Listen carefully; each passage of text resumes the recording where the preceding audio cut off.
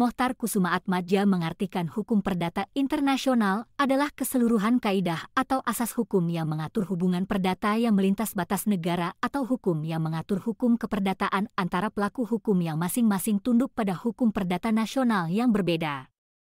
Kemudian, Sudargo Gautama mendefinisikan hukum perdata internasional adalah suatu keseluruhan peraturan dan keputusan hukum yang menunjukkan stelsel hukum manakah yang berlaku atau apakah yang merupakan hukum, jika hubungan-hubungan atau peristiwa antara warga negara pada suatu waktu tertentu memperlihatkan titik-titik pertalian dengan stelsel dan kaidah-kaidah hukum dari dua atau lebih negara yang berbeda dalam lingkungan kuasa tempat, pribadi, dan soal-soal.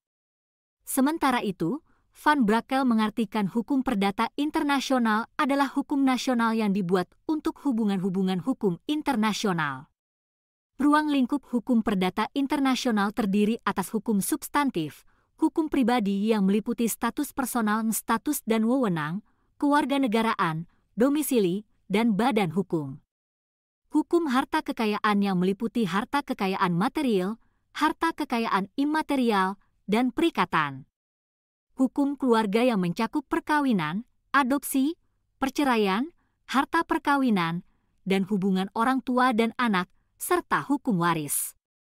Hukum adjektif mencakup kualifikasi persoalan pendahuluan, penyelundupan hukum, pengakuan hak yang telah diperoleh, ketertiban umum hakim arbiter asing, asas timbal balik, penyesuaian, renvoi, dan pelaksanaan keputusan.